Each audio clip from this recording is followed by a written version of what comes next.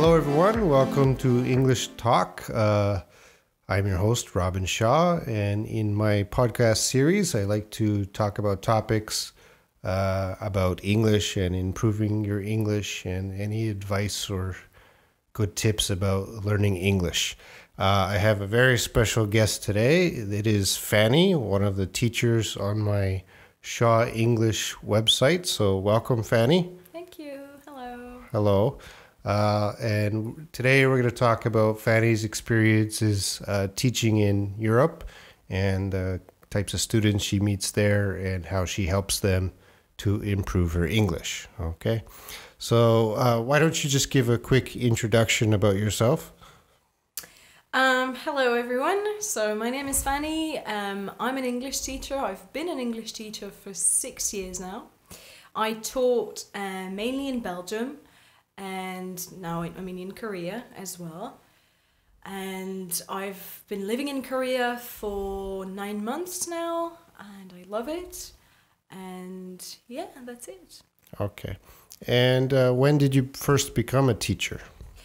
I studied conference interpreting in Europe, and after graduating, I worked a little bit in finance and in conference interpreting, and then I decided to become a teacher just because I think I had always wanted to become a teacher. Okay, so you first became a teacher in Belgium, correct? Mm-hmm, and what kind of school do they have there? It's just a regular high school, you would say. Okay. Like middle school, high school. I mean, upper secondary and just like... So what is your job title there? I was a language teacher. So is that a certified teacher? Oh, absolutely. Oh, okay, yes. okay. And how long have you worked there? I worked there for 5 years. 5 years. Oh, quite a long time. Yes. And why did you leave there? Because I wanted to travel and I wanted a change of scenery, and I think I wasn't happy anymore. So, not teaching, had nothing to do with teaching. But I wanted a fresh start, so I decided to just go on an adventure.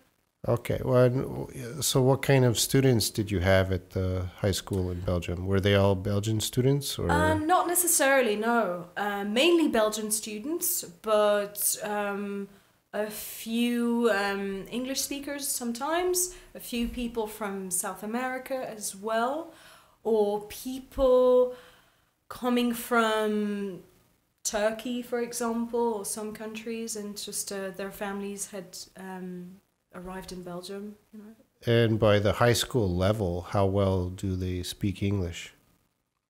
Not very well. Not very well. Well, you've taught in Korea a little bit, so compared to Korean students, how well do they speak English?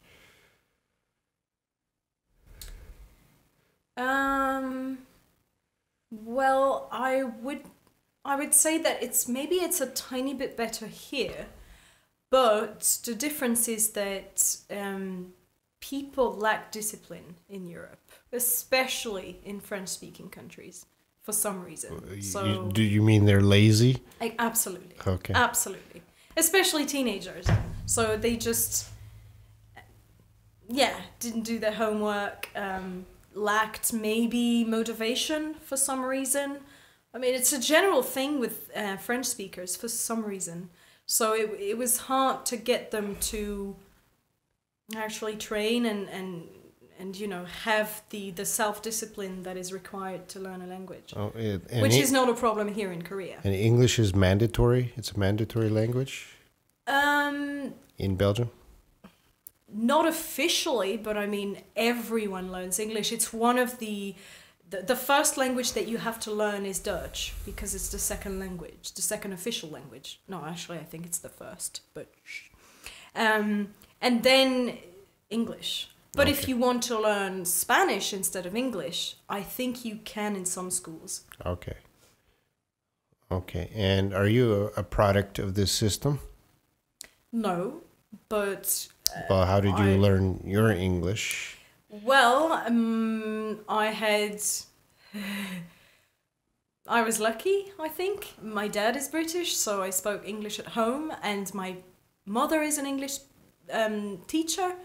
So just through family and friends, just a lot of friends. So I grew up speaking English, being surrounded by English speakers. So you don't give any credit to the school system there? I think it was good.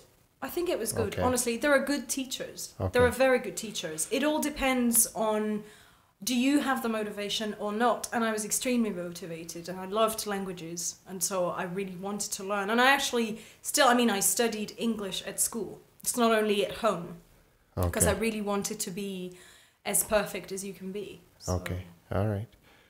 I wasn't lazy. You were not lazy. I know that. Okay, so the countries around Belgium, you've also traveled, and you spoke to the people there. And I haven't been to Europe very much. How well do the other countries speak English? It depends. You have France. Pretty much the same situation as in Belgium, French speakers. I think the younger generations are probably a lot better and have more motivation for sure. So I've met, the cliche about French people that they can't speak English. I've actually met a lot of young business people in Paris, and their English is excellent. Okay. So that's a good improvement. Then But you spent 1 year in Germany. I did, yeah. I lived in Germany. And they're very good in German, but then they're German.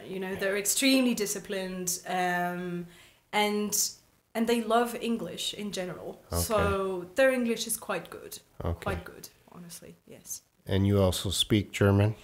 I do. How well do you speak German? I'm fluent. Okay. Okay. Well, I'm supposed to be a conference interpreter in German, so Okay. I haven't practiced for years now. But I could live in Germany. All right. What's the future for you, Fanny? Where are you going next? I don't know.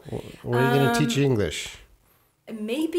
Probably in Europe, because as much as I love Korea, Asia in general, I love Europe. I think I'm deeply European. I love our culture. I think we're very lucky to have this collection of countries. In Europe, the great thing is you can actually drive for a few hours and you're in a completely different environment, different language, different culture, but still there's this European bond that we all have, I guess.